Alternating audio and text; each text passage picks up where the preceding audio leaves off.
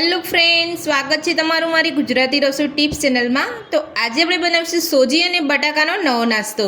તો આ નાસ્તો તમે ઝટપટ બનાવીને ખાઈ શકો છો અને ખાવામાં પણ એકદમ ટેસ્ટી લાગતો હોય છે। ચલો આપણે નાસ્તો બનાવવાનું શરૂ કરીએ। નાસ્તો બનાવવા માટે મેં અહીંયા એક બાઉલ સોજી લીધો છે અને આપણે 5 થી 6 બટાકાને બાફીને લીધા છે।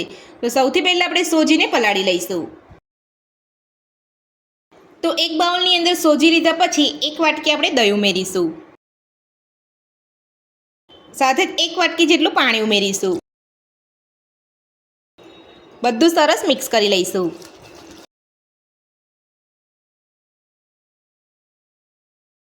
આ રીતે તમારે અહીંયા સોજીનું ખીરું બનાવવાનું છે। તો પાણી તમારે જો ખૂટે હોય તો તમારે થોડું ઉમેરી લેવાનું છે। તો હવે આપણે સોજીના ખીરાને 10 મિનિટ માટે ઢાંકી અને રહેવા દઈશું। તો સોજીને ઢાંકી લીધા પછી હવે આપણે બટાકાનો મસાલો બનાવીશું। તો હવે આપણે જે બાફેલા બટાકા લીધા હતા તેને હાથ વડે મેશ કરી લઈશું। તો બધા જ બટાકાને આપણે અહીંયા મેશ કરી લીધા છે।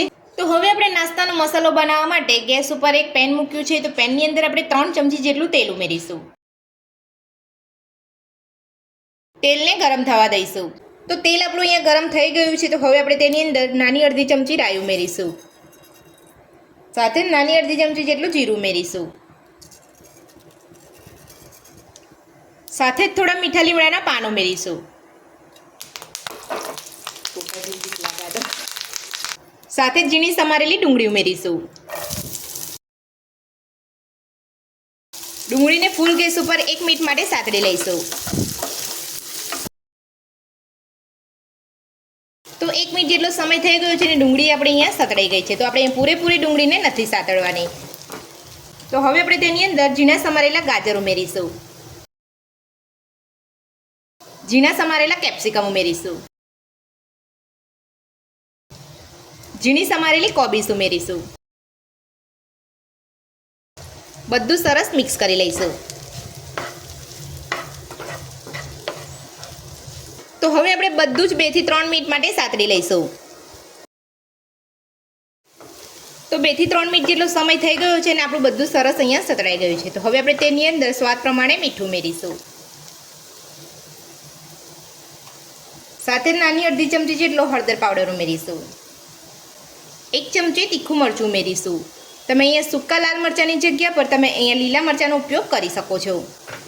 બધું સરસ મિક્સ કરી લઈશું। તો બધું જ આપણે અહીંયા સરસ મિક્સ કરી લીધું છે। તો હવે આપણે તેની અંદર મેશ કરેલા બટાકા ઉમેરીશું। બટાકા ઉમેરીને બધું સરસ મિક્સ કરી લઈશું। તો બટાકા ઉમેરીને બધું જ આપણે અહીંયા સરસ મિક્સ કરી લીધું છે। તો હવે આપણે તેની અંદર 1 ચપટી જેટલા લીંબુના ફૂલ ઉમેરીશું। સાથે જ 1 ચમચી જેટલી ખાંડ ઉમેરીશું। તો જો તમને અહીંયા કોઈ મસાલા ના ફાવતા હોય તો તમે સ્કીપ કરી શકો છો, પણ આ રીતે તમે બનાવશો ને તો એકદમ ટેસ્ટી લાગશે।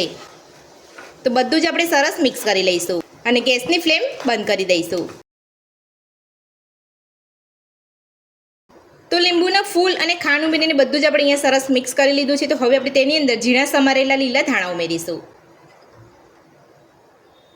ધાણા ઉમેરીને બધું સરસ મિક્સ કરી લઈશું। તો નાસ્તાનો ટેસ્ટી મસાલો બનીને આપણો તૈયાર છે। તો હવે આપણે મસાલાને ઠંડો થવા દઈશું અને સોજી આપણે જે ઢાંકીને રાખ્યો હતો તે ચેક કરી લઈશું। તો આપણો સોજી અહીં એકદમ સરસ રીતે ફૂલી ગયો છે, તમે જોઈ શકો છો। તો હવે આપણે તેની અંદર સ્વાદ પ્રમાણે મીઠું ઉમેરીશું અને 2 ચપટી જેટલો બેકિંગ સોડા ઉમેરીશું। તો મીઠું અહીંયા વધારે ના પડે તેનું ખાસ ધ્યાન રાખવું, કારણ કે આપણે મસાલાની અંદર પણ મીઠું ઉમેર્યું છે। તો હવે આપણે 2 ચપટી જેટલો બેકિંગ સોડા ઉમેરીશું। બધું સરસ મિક્સ કરી લઈશું। મને અહીંયા થોડું પાણી ઓછું લાગે છે એટલે હું અહીંયા 2 ચમચી જેટલું પાણી ઉમેરી રહી છું। તો પાણી ઉમેરીને બધું સરસ મિક્સ કરી લઈશું।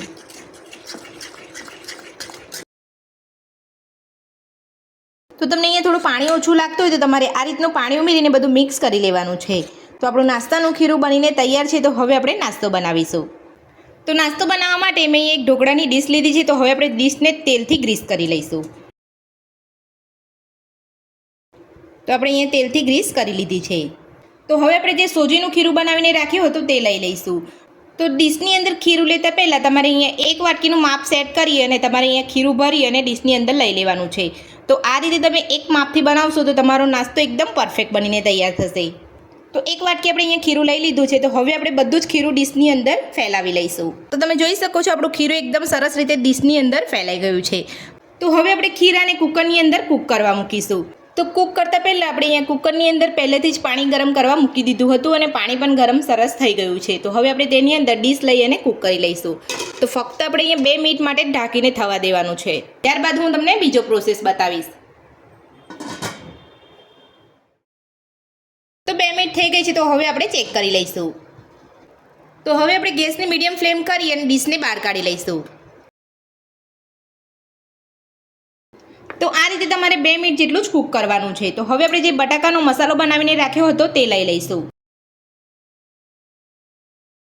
તો હવે આપણે મસાલાને બધી બાજુ ફેલાવી લઈશું. તો આ રીતે તમારે ચમચી વડે મસાલાને ફેલાવી લેવાનો છે. તો આ સ્ટેજ પર તમારે મસાલો જેટલો લેવો હોય એટલો તમે વધતો ઓછો લઈ શકો છો. તો બધો જ મસાલો આપણે અહીંયા સરસ રીતે ફેલાવી લીધો છે. તો મસાલો ફેલાવી લીધા પછી જે આપણે પહેલાં 1 વાટકી ખીરું લીધું હતું એ જ રીતે આપણે બીજી વાટકી અહીંયા ખીરું લઈ લઈશું.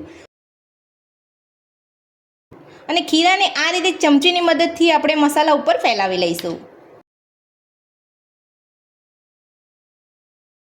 તો ખીરાને આપણે અહીંયા સરસ રીતે ફેલાવી લીધું છે. તો હવે આપણે ફરીથી કુકરની અંદર મૂકી અને 5 થી 7 મિનિટ માટે ગેસની ફૂલ ફ્લેમ પર થવા દઈશું.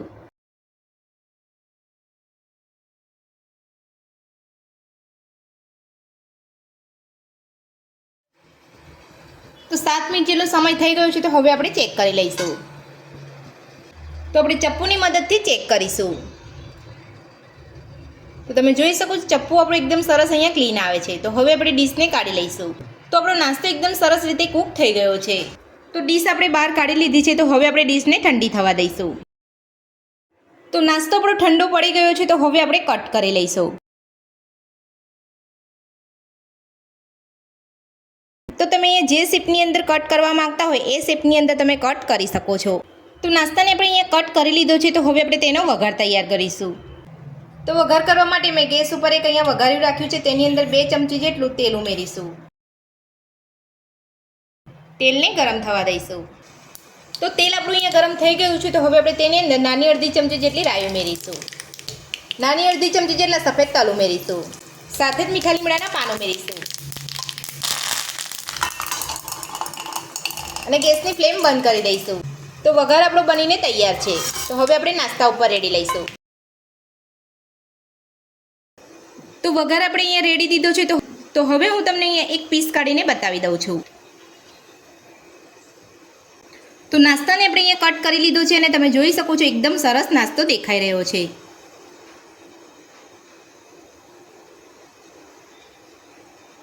તો લેયર પણ એકદમ સરસ આપણી અહીંયા પરફેક્ટ આવી છે.